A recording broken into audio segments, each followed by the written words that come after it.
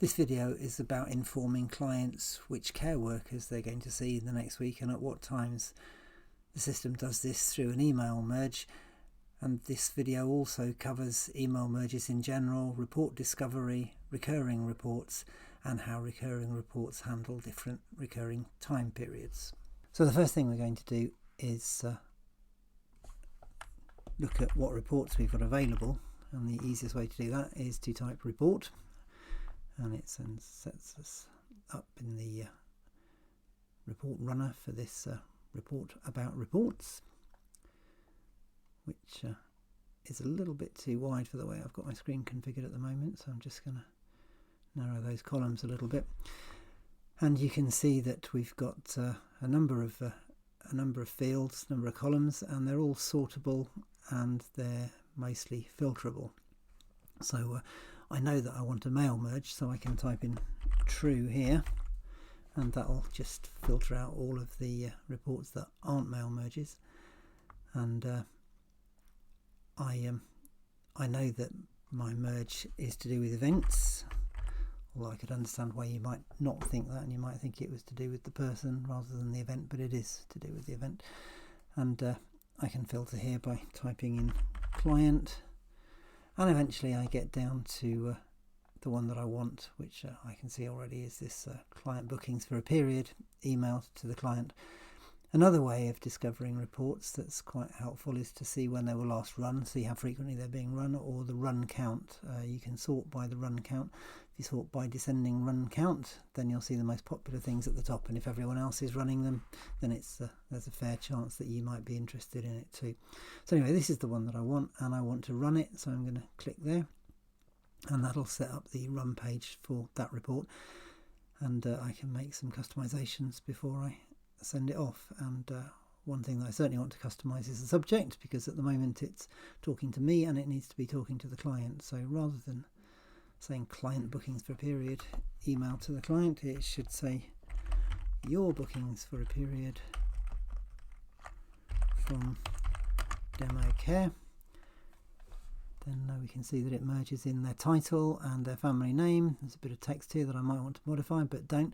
And then this bit here you shouldn't ever touch, because this is where all the events appear, and it's set up like that in the report setup, which is highly complex, and I don't advise you to go and look at it.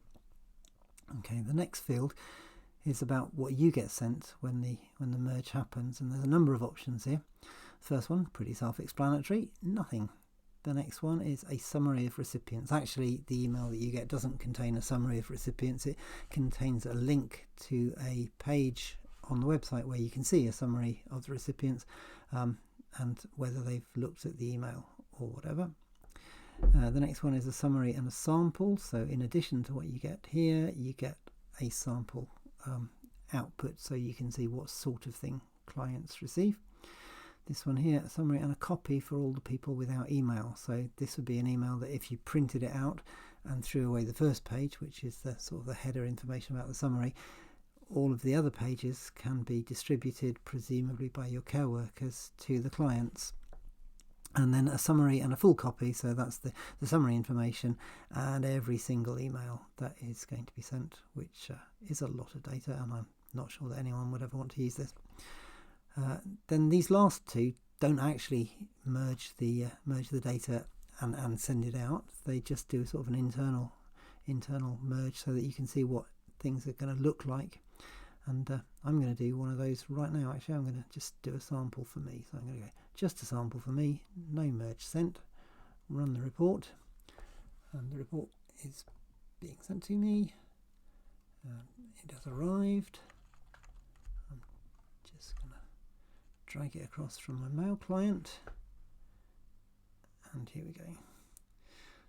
So the first couple of lines are the header information. Dummy merge has been run, no documents were sent, sample documents you requested follow, and then this is what Mrs. Earnshaw, who was the selected client, was going to get. So she was going to get an email that just says, Dear Mrs. Earnshaw, the text that we've seen, and then for each event in the period, so the default period, I didn't make any modifications, which is next week, the day, the planned start, which includes the date and time, planned finish, the event type, and who is going to do it. If the event is unallocated, it says unallocated. If it's a multiple care worker visit, it'll have all of the care workers on there.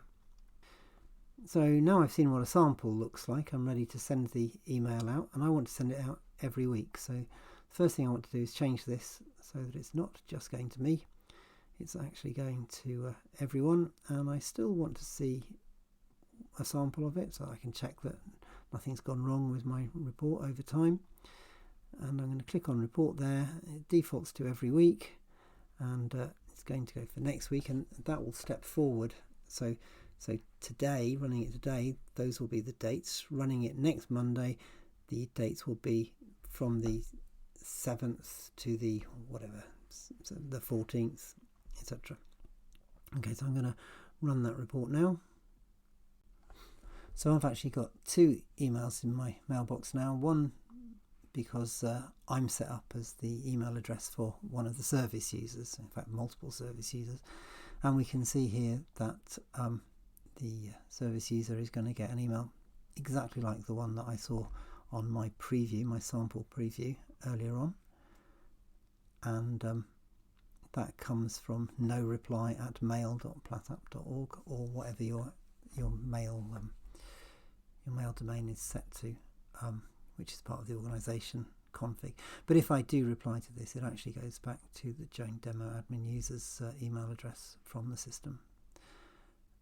And I also get an email from me, which is the summary, and this says the merge has been run. You can see the 12 recipients here. We'll look at that in just a second. But there's also this here: prevent further instances of this merge being generated. So if I want to stop the weekly recurrence of this report, I just click on that and that'll cancel it. There'll be no further reports run. So let's have a look at what happens when I click on here.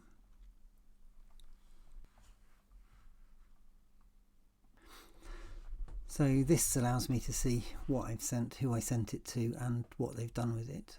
And we're familiar with this bit here. It's this bit here that's new. So the participants in this merge are Joan Demo admin user, which is me. The merge was from me, and it was to this list of people. And for each one I can see what the status is. And we know that Catherine Earnshaw has viewed hers, and indeed it says viewed on it. And if I click on the details, it will even tell me when it was viewed. So it was sent at this time, it was delivered at that time, it was opened at that time. If there was a link to another web page in the email, it would tell me whether she'd clicked on that link. Now, some email clients can interfere with the messages being sent back to the server to get this open information. So if it doesn't say viewed, it may still possibly have been viewed if they've got some sort of I don't know, pop-up protection, well, quite fancy protection enabled on their browser. These next ones don't have any address, so these would be people for whom it would have been sensible to print out the option that was print out everything for people without an address, so then I'd be able to have them hand delivered. This status is accepted, but it's not been delivered, so this one's been delivered, which is the state after accepted, and the reason that is that Abigail Masham has actually got a fake email address, and the email system knows not to try and forward it. This one has been delivered, and those are all the examples that we have. So the last thing that I'd just like to show is what was this? This is that one is what we're after. Is some of the other things that we can do in the repeat. So when I clicked on run report without changing anything here, it just got sent straight out. Now it's more likely that you'd want to send it out towards the end of the week, so I'm setting this up on Monday, but really, you know, I'm not going to have done all my allocations until the end of the week, so I'd probably want it to go out on a Saturday. So I'd say, well, do it on a Saturday then, get rid of the Monday one, and then it'll go out at the time that I'm running it, the time that I click the run report button next Saturday. But let's say I want it to go out at Saturday lunchtime or something, then I can say first run it after midday on Saturday, and then when midday comes it'll run it that Saturday, then it'll run it the following Saturday. Now when it runs the following Saturday, it will increment these period start and finish dates as explained before.